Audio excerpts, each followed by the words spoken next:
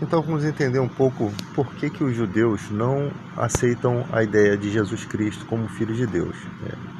Primeiramente, para eles aceitarem a ideia de Jesus Cristo, eles teriam que confirmar toda a história na mentalidade deles, suposto Filho de Deus, né? E quando vai ser narrada a história de Jesus Cristo, que só se encontra só na Bíblia, você tem um cara dentre o povo deles, né, nascido no povo deles, é o que o texto diz, sendo judeu, que, para se ter essa citação, né, que passa a criticar todo um sistema fraudulento, um sistema mentiroso, que era a religião da época, né? Ou seja, por milênios, Deus tratou diretamente com o povo judeu, fez dos hebreus uma nação, né? Tirou eles do cativeiro, né? Do cativeiro egípcio, depois do cativeiro babilônico. E para sustentar, para um judeu aceitar a ideia de Jesus Cristo, ele teria que aceitar todas as afrontas que Jesus fez às autoridades judaicas da época. E são muitas, porque todo o Novo Testamento, Jesus está confrontando a religião, o sistema religioso, né? Em todos, no Corban, né, que era o acordo lá que os judeus faziam para não precisar cuidar dos seus pais, era um acordo fraudulento entre o sacerdote e a pessoa, né? Uma oferta livrava o cara de cuidar dos seus pais. Esse dia tinha até um cara aí que eu acho que é judeu, um barbudo aí, milionário, que estava falando disso, que não tinha obrigação com os pais, que os pais agora vão contemplar a história dele, sabe? Umas coisas, uns pensamentos meio ridículos. Até hoje tu vê que a ideia não deixou de se disseminar, né? Se espalhou essa ideia de não ter compromisso com os pais. Isso é ridículo, até nós temos em épocas modernas, sabe que isso é ridículo. Qualquer pessoa comum sabe que devemos, como obrigação, cuidar sim dos nossos pais. É obrigação nossa. Não podemos achar que não é. Isso é um absurdo, né? Você dá cadeia, esse abandono de incapaz. Você tem que cuidar dos seus pais. Você tem obrigação sim, né? Mas o cara é rico achando que não. Aí que eu vejo a hipocrisia, a arrogância, aí já passa a não ouvir mais nada que o cara fala. Apesar de falar coisas inteligentes, você fica com um certo preconceito por conta dessas declarações, né? O ser humano é assim, uma declaração que você dá que vai contra os princípios dele, você acaba não tendo mais notoriedade. Mas é a opinião dele, a gente respeita. Então Jesus, em todo momento, ele veio batendo na religião, nas questões do que os judeus estavam fazendo em relação ao matrimônio, né? O que acontecia ali? Havia uma carta de divórcio permitida por Moisés, né? Foi permitida porque Moisés percebeu que haviam injustiças ocorrendo. As mulheres, elas passaram com aquele castigo lá de Eva, né? Que o desejo passou a ser do seu marido e o marido dominar. Os homens tinham uma espécie de poder sobre as mulheres, né? Enquanto elas eram jovens, esse poder estava sobre... O pai tinha o poder sobre essas mulheres. Quando vai se tratar... Eu acho engraçado que as pessoas querem pegar leis dos judeus para poder tratar casamento gentil. Só que o casamento deles é totalmente diferente do nosso, né? Primeiro que casam sem amor. Casam por escolhas dos pais, né? Quando se casam pequenos.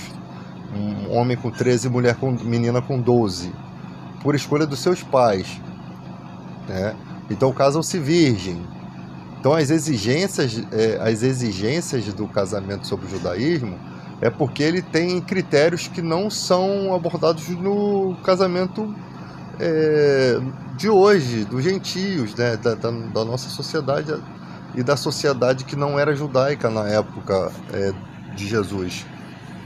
Os princípios daqueles casamentos eram diferentes, tanto que Paulo vai abordar questões de quando a religião ela entra impactando um relacionamento, porque gentios se convertiam ao cristianismo, judeus se convertiam a Jesus também, né?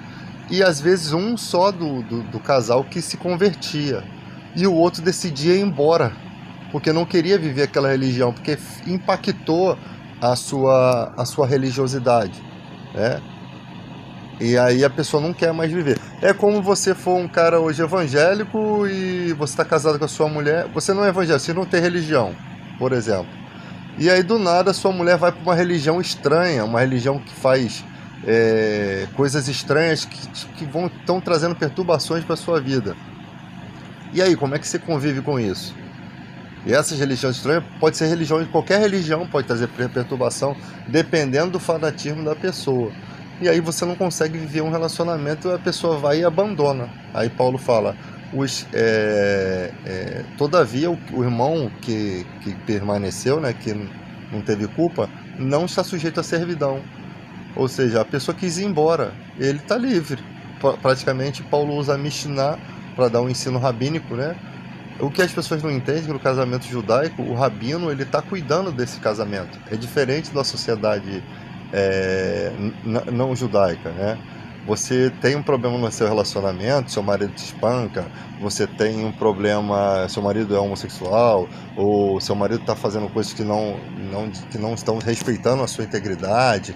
A mulher vai até o rabino, né? Hoje em dia dá para ser feito isso. Antigamente era muito mais difícil uma mulher reclamar do seu casamento, era muito mais difícil. As mulheres não estudavam. O rabino, ele dá aquele entendimento e dá aquele sobreaviso, né, sobre o homem. Só que na época de Jesus a sociedade era muito mais machista, então possivelmente os rabinos ficariam muito mais a favor dos homens do que das mulheres. Você vê que quando é levado uma mulher adúltera para ser apedrejada, a lei dizia que tinha que ser levado os dois. Mas por que não levou os dois? Levou só a mulher? Quando Jesus falou que aquele que não tem pecado que atira a primeira pedra, pode estar se referindo a essa ocultação, né, do homem, e também sem o Espírito Santo, que ali ainda não tinha vindo o Espírito Santo sobre a humanidade, Jesus rogou ao Pai depois, né? O homem vive deteriorado em seus pecados. A própria lei dizia que pela lei ninguém seria justificado. Então, quando Jesus fala que aquele que não tem pecado que atira a primeira pedra, o cara que tem 70 anos, quando ele faz um ato de reflexão para a sua vida, ele descobre que ele é mais pecador do que aquela mulher adúltera. E ele pode ter cometido coisas muito mais graves. Por isso que saiu em fileirinha dos mais velhos até os mais novos. Por quê? Porque a consciência pesou.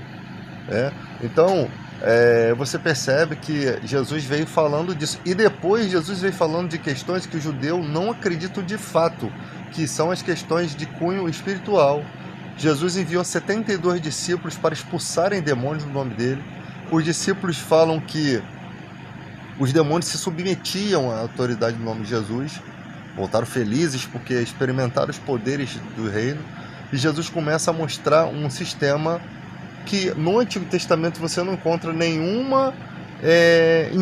ensinamento firme sobre as coisas demoníacas que vinham sobre a sociedade.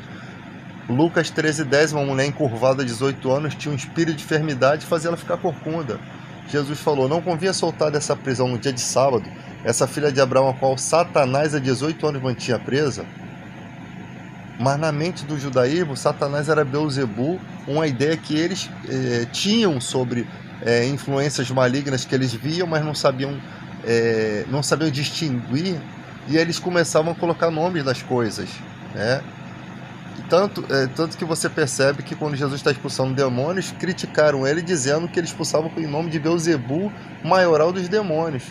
Porque Jesus estava libertando pessoas que jamais ninguém libertava, estava fazendo um mudo de nascença, surdo de nascença, cego de nascença, falar, ouvir, né? Fazendo milagres, paralíticos de nascença, leprosos sendo curados. Ou seja, a inveja que aquela sociedade tomou contra Jesus, depois fez com que eles quisessem que Jesus fosse morto. Porque Jesus estava atrapalhando os projetos. O medo que os judeus tinham era que todos saíssem daquela religião, eles ficassem sem suas posições, né, na sinagoga, sem o dinheiro que era bom, né, sem os privilégios, os poderes que eles tinham, os domínios que eles tinham. Eles gostavam de ser chamados de mestres, era o clube da Luluzinha, né? Eles gostavam de ser chamados de mestre, todo mundo queria agradá-los, possivelmente eram convidados para muitos banquetes especiais, em casa de reis, de pessoas mais ricas, né? Então essa vida boa deles estava em risco. Jesus era um risco para aquilo. E eles tentaram jogar essa responsabilidade para que mostrar para Roma que Jesus era um risco para Roma. Porque Jesus estava falando em questões de ser filho de Deus, que era um título lá dos caras lá dos romanos, César, esses caras todos aí.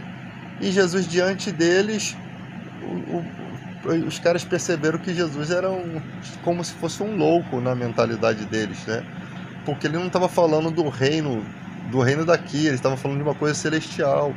E aí perceberam, esse cara não tem ameaça, está ameaçando o nosso reino, não tem nada a ver. Ele é um louco, entende? Na mentalidade dele, esse cara é um pirado, ele não bate bem da bola, não tem crime nenhum nesse cara, ele não está ameaçando o reino, né? E os judeus tentaram jogar ele para lá e para cá para que alguém fizesse o que eles queriam fazer, mas não podiam, né? Porque a pena cabia a Roma. E no final eles imploram para que ele fosse crucificado. Aquela história de soltar um preso por ocasião da festa, da Páscoa ali, não existia, não tem isso na cultura judaica nem romana. Isso deve ter sido uma invenção de Pilatos, para poder agradar o povo judeu. Porque se você solta o Barrabás era tido como um herói, né, dos judeus. Por quê? Porque ele lutava contra o sistema romano. Era o desejo de muitos, né, muitos judeus, de que o reino fosse tirado da mão dos romanos, porque os romanos tinham um costume totalmente abominável diante deles, né? A homossexualidade era uma coisa normal para os romanos, a idolatria era uma coisa normal, então eles não achavam certo um povo idólatra estar dominando sobre eles. Haviam injustiças, haviam preconceitos, havia cobrança de impostos, haviam muitas coisas opressoras para o povo judeu. Lá no ano 70, o Tito Vespasiano destrói o templo. Em 135, o imperador o imperador Adriano, expulsa os judeus de Jerusalém por conta de todas essas guerras que vão ter no futuro, após a destruição do templo lá. Isso tudo consequência de profecias de Daniel, né, do abominável da iniquidade, consequências das desobediências. Porque possivelmente Deus tinha um plano para poder libertar Israel, tá? Mas que já lá atrás já profetizava que eles não iam ouvir, eles não iam enxergar, já que não foi que Deus não quis que eles não enxergassem, é que Deus ele mostrou o que ia acontecer, o que o povo ia fazer com o Messias, né? Lá no Salmo 22 tem a crucificação, as vestes dele sendo repartidas. Então os profetas já anunciavam que seria uma nação desobediente, que já vinham sendo desobedientes por muitos tempos. E ali, hoje em dia, como é que eles vão entender as coisas se eles não recebem o Espírito Santo? O Espírito Santo é o Espírito da verdade, que o mundo não pode conhecer. O Espírito da verdade, ele só pode testificar que Jesus é o Filho de Deus. O Espírito da verdade, ele ajuda em nossas fraquezas, porque não sabemos orar como convém. Ele prescruta as coisas de Deus, ele sonda o coração de Deus. Por mais que a palavra Trindade não esteja escrita na Bíblia, a Trindade é a característica muito expressiva no Novo Testamento. Por quê? Porque quando é citado a palavra Espírito Santo, é citado Paracletos. E a palavra Paracletos, ela significa exatamente o que o Espírito Santo é, Consolador, né? A palavra Paracletos significa isso. Então você não tem como retirar isso do texto. Se você não tem como retirar, você vai olhar para as características do Paracletos, que é o Espírito Santo. Sondar o coração de Deus. Como é que um ser consegue sondar o coração de Deus? Para escutar, né? Como é que ele é o Espírito da verdade? Como é que Jesus teve que ir subir ao Pai? Porque se ele não subisse e rogasse ao Pai, o Espírito Santo não viria.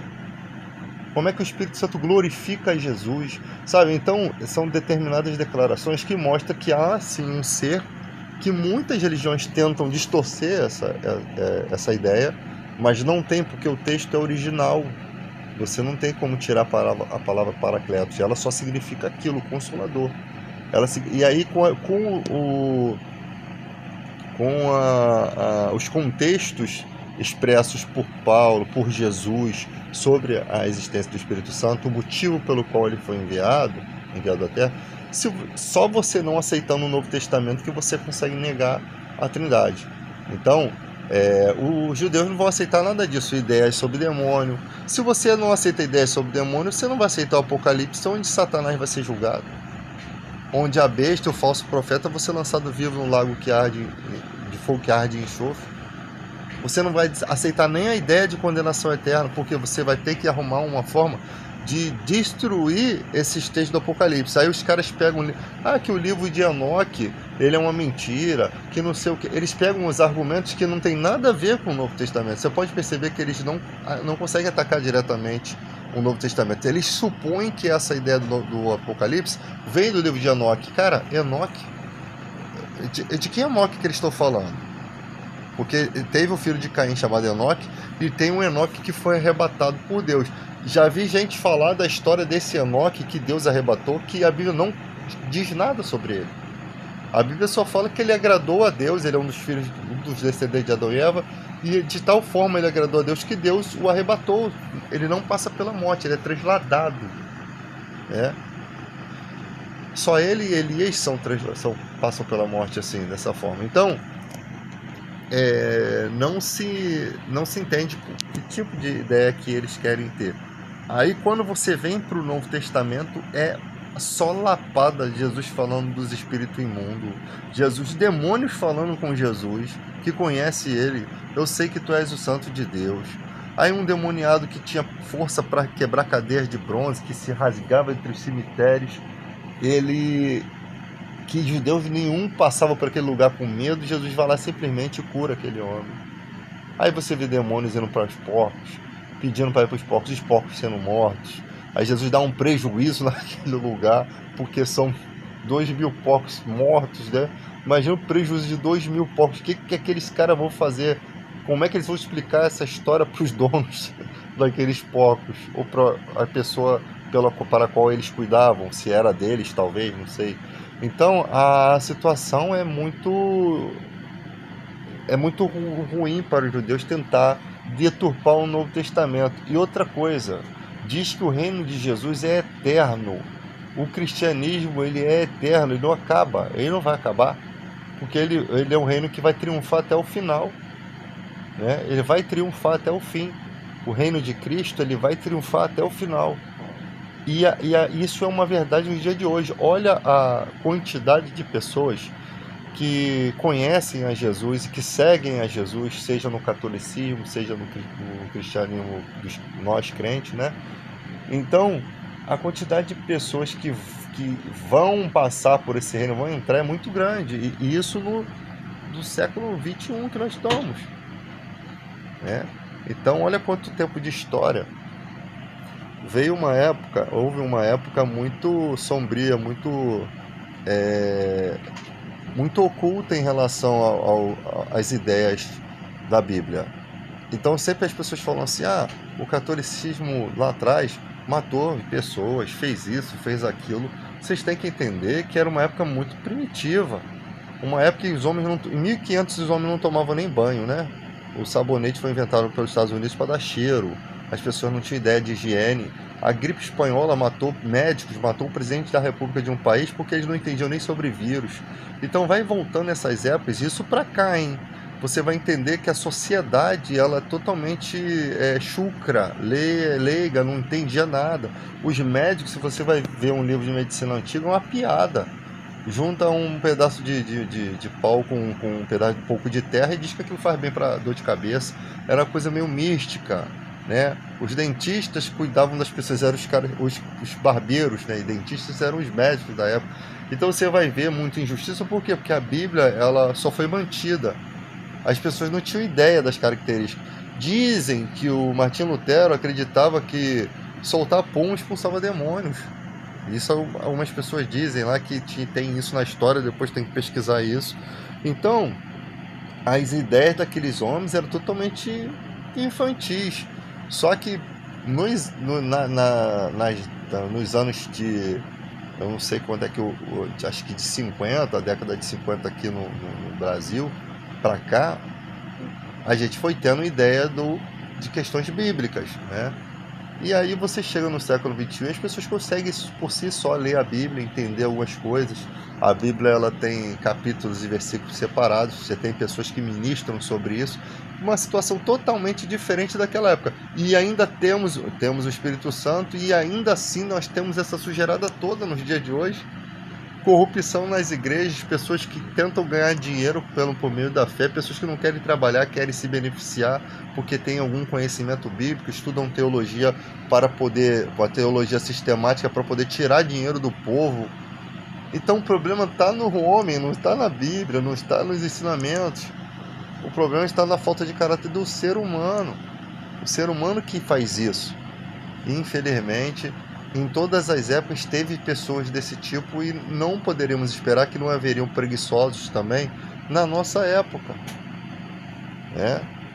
E tem gente que fica assim, pô, você não pode falar mal daquele, você só pode falar mal se você fizer mais. Olha a ideia, aí você vai para a Bíblia, aí João está dizendo assim, gente, nas cartinhas dele, se alguém vem até vocês não trazendo essa doutrina, não receba em casa, ou seja, naquela época era comum dar moradia para as pessoas, para ajudar. Mas se tu vê pessoas que não ensinam essa doutrina, não ajude, porque você vai estar colaborando com as obras das trevas. Então você que leva o teu dízimo numa igreja que não prega a verdade, você está atrapalhando a obra de Deus, você não está ajudando. Você poderia levar o seu dízimo, que não é obrigatório, é um ato de fé. O dízimo judaico é obrigação, porque ele está na lei. Por isso o profeta falava, roubará o homem a Deus. Todavia vós me roubais no dízimo e nas ofertas, porque ali, na época de Malaquias, os judeus já estavam decaindo da fé. Eles estavam descumprindo a lei do dízimo. E o dízimo era uma questão de dever social, porque ele era revertido para órfãos e viúvas. Era uma forma de previdência que Deus estabelecia sobre a nação judaica para que eles entendessem a importância que Deus dá para órfãos e viúvas. E que essas pessoas se sentissem temente a Deus, gratas a Deus. Por quê? Porque Deus pensou nelas. Mas a sociedade é totalmente decadente. É totalmente decadente. E aí você tem pessoas financiando essas obras. A sorte que a igreja não é só os líderes, são as pessoas. E essas pessoas fazem o bem, distribuem quentinha aos pobres. Mas em matéria de estudo bíblico, eu vejo pessoas que se acham mais inteligentes do que a outra. Outro dia o cara chamou um pastor de analfabeto funcional, simplesmente porque esse cara achou que tinha uma ideia sobre o conceito da criação lá, que no início Deus criou os céus e a terra e tal. Ele é tão burro que ele achou que o conceito dele estava certo. Porque quando você pensa que tem um argueiro no olho do teu irmão, que você vai apontar, tem uma trave no seu. Então o legume, o energúmeno, achou que ele era muito mais inteligente que o pastor, a ponto de ele chamar o pastor de analfabeto funcional. E o argumento dele é todo lixo. Ele se achando um Elon Musk, que para mim é um outro estúpido, ele estava mais para Debbie Lloyd, infelizmente. Mas ele achando, tu vai bloquear esse vídeo, ele achando que ele era alguma coisa, entende? E pelo fato dele saber aquilo ali, ele se achava no direito de chamar o pastor de analfabeto funcional. Eu fui lá e fiz uma crítica, Eu tenho um vídeo fazendo uma crítica sobre isso. O inútil, tudo que você sabe, você aprendeu de alguém. O ser humano vive se gabando por coisas que ele aprendeu do outro. Quando entra em live, às vezes o cara que entende um pouquinho de física, às vezes ele não é um cara expert em física, porque os caras que são, eles não são arrogantes assim. E se eles fossem arrogantes, parabéns pra ele, porque os caras descobrem fórmula, ele é um cara meio doido, porque geralmente esses caras muito inteligentes, eles dormem 2-3 horas por noite, então não é um cara bom da cabeça, é um cara que tem ele nasce com adaptação divina, com aptidão para ser aquilo que Deus determinou que ele fosse, para ajudar a humanidade. E você vê que nem todos sabem tudo. Você tem o Einstein, você tem Isaac Newton, você tem várias pessoas que contribuíram com as suas vidas, Teve os doidos lá que descobriram o tal do negócio do césium lá e acabaram morrendo por conta da sua descoberta. Eles colocaram a vida em risco, que eu acho uma tolice. E ali você percebe que o cara às vezes ele sabe alguma coisa, e por ele saber, ele se acha no direito de ofender os outros que não sabem. Ele não tem paciência com os outros, as outras pessoas. E eu acho isso cúmulo do ridículo, porque esses caras não acrescentam nada na vida de ninguém. Eles só querem aparecer, eles querem seguidores, eles querem pessoas que lhe exaltem pelo seu conhecimento. O povo está cagando e andando pro seu conhecimento. O que importa no fim das coisas é dinheiro no bolso, passear, curtir a vida. Isso que importa com a sua família, fazer, né? Não, tem uns que vão sair para as farras da vida. Eu estou falando curtir de forma boa, usufruir da vida, né? Você trabalhar, conquistar e usufruir da vida. É isso que Deus quer pra gente, o melhor dessa terra, o bom. Enquanto o apocalipse não vem, enquanto o sistema da besta não vem, não há necessidade de você ficar sofrendo. Agora, quando vier o sistema da besta, com certeza o mundo vai sofrer uma transformação, porque as pessoas vão ter que ser preparadas para aquele momento. Os judeus não foram preparados para o momento do bigodinho lá. Os negros não foram preparados para a escravidão, apesar de que eu acho que eles sempre tiveram uma aptidão, uma genética melhor, porque tinha até um cara que era reprodutor, né? Um outro escravo. Eles tinham uma genética muito mais forte, que se os brancos fossem escravizados, filho, ia ser tudo Nutella. Os caras pelo menos tinham uma aptidão, uma carcaça, uma couraça para poder suportar tudo isso. E as pessoas se adaptam, a humanidade consegue suportar muitas coisas, né? Porque na época da escravidão, a ignorância deles fazia com que eles fossem preservados. Por quê? Porque muita gente achava que a vida era assim mesmo, que eles tinham que ser escravos, porque tá todo mundo dizendo que você é escravo, você vai ser escravo. Você nasce numa casa, o teu pensamento, ele nunca vai achar que você pode ser como um branco, que você tem que ter o direito de um branco, entende? Porque a tua mentalidade, você não tem estudo, você nasceu num lugar onde desde pequeno você é escravo. O que te sujeitaram a pensar foi o que talvez livrou muita gente de perecer. Por quê? Porque se eu aceito a minha realidade, e não adiantaria não aceitar, se eu aceito a minha realidade, eu não vou lutar contra um homem branco que tem armas, que tem mais poder do que eu. E aí eu vou sobreviver por falta de inteligência, né? Então tem certas situações que a ignorância se torna uma bênção. E essa é uma dessas situações. Na liberdade dos escravos, quando os escravos começaram a se libertar, alguns começaram a sair da caixinha, poderiam ter outros objetivos, né? Os negros que queriam se libertar ter um objetivo também de manter os escravos e de dominar sobre os brancos. Eles não queriam mais aquela vida, eles queriam ter mulheres, eles queriam ter casas, propriedades, né? E ali naquela tentativa, muita gente foi embora foi de ralo, entendeu? Então a ignorância pode ser uma benção. Enquanto isso, alguns ficaram nas suas casas sofrendo suas injustiças, mas nem sempre tanta injustiça, porque o senhor do engenho ali, o dono das propriedades, não poderia ficar castigando a sua mão de obra. A sua mão de obra ele tem que alimentar, ele tem que cuidar. Então, em alguns poucos picos de felicidade, alguns conseguiram viver, Outros morreram, outros passaram a vida toda levando coça no tronco, sofrendo, enquanto aqueles que aceitaram a sua realidade ou foram obedientes não receberam todos esses castigos. E alguns conseguiram ser libertos. Acabou que não foi uma libertação deles próprios, acabou que chegou um momento da sociedade onde houve a libertação, por N motivos que precisam ser estudados bem, mas não foi por conta da rebeldia deles que eles foram libertos, Alguns conseguiram fugir, passaram a vida em fuga, foram mais felizes assim, talvez, por conta das injustiças. Outros permaneceram e continuaram da sua forma buscando picos de alegria. E é assim que a vida é. Infelizmente, muitos processos essa humanidade passou.